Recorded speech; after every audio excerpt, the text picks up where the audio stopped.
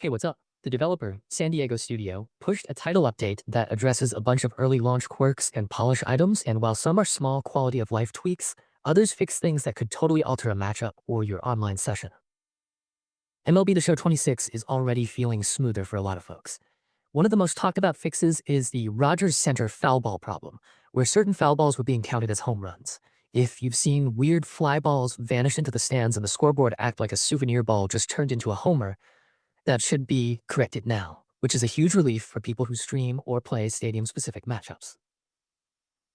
Rogers Center on the UI front, sliders have been disabled in the Challenge of the Week pause menu, so you can't fiddle with them mid-challenge anymore. That one change stops a number of edge case exploits or accidental adjustments when you're trying to focus on an objective. Gameplay stability got a few important patches. For anyone who uses custom practice, the bear down UI will now show up correctly, so you get the intended visual feedback while you're practicing situational at-bats, and online head-to-head sessions are less likely to freeze when players are out of position. Those kinds of freezes made competitive matches irritating, so their removal should make ranked and casual H2H much more consistent. If you live in player lock mode, the team pushed stability improvements there too, which matters if you and a friend trade off controlling a single player. Crashes or hangs in player lock used to ruin an otherwise tight session. Pitchers and pitch calling also got a small but meaningful buff. Pitch history hold R2 will now track up to 25 pitches. That's big for reading patterns and making smarter in-game adjustments without needing to leave the at-bat. The ABS system has been getting iterative updates, and this patch addresses a number of at-bat challenge outcomes that were being incorrectly upheld or overturned, and promises continued ABS logic refinements so that challenge rulings and at-bat resolution feel fairer going forward. Co-op saw practical fixes too.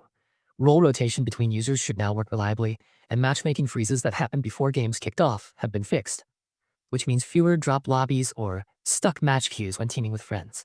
There were also general co-op stability improvements that reduced the chance of weird disconnects or session handoffs failing.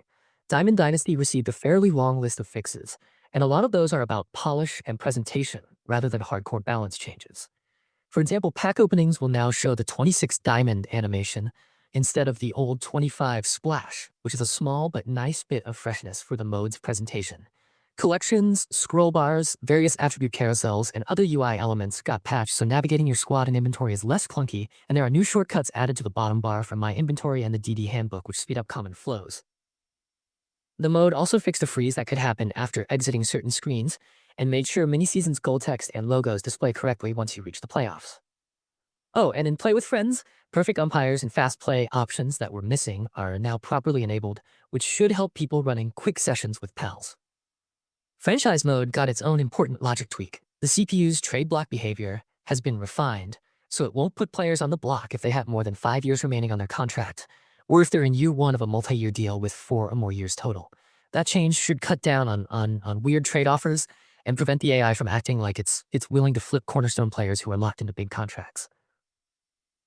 The patch also fixes some cursor display bugs in trade hub screens and duplicate player no longer in organization pop-ups that spoiled trade news, which is a nice little quality of life stabilization for league managers.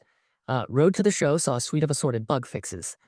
Dialogue scenes that were acting up got patched, post-game recap visuals have been corrected, and rewards tied to amateur and MLB draft goals were adjusted.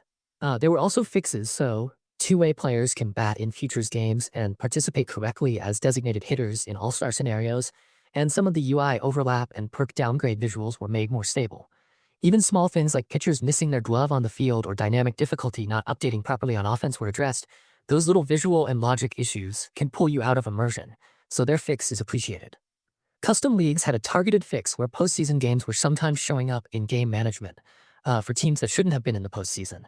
That kind of bug could be confusing for commissioners and league play, so it's good to see it corrected.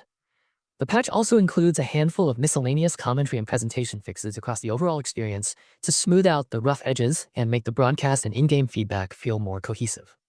If you pay attention to patch details, none of these are sweeping balance overhauls, but they're the kind of fixes that improve the play experience incrementally and reduce randomness or annoyance.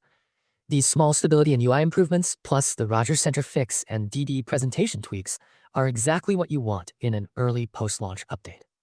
The studio has been rolling these notes out with the update, so if you've had any of the specific issues I mentioned, give the patch game another run and see how it feels. San Diego Studio.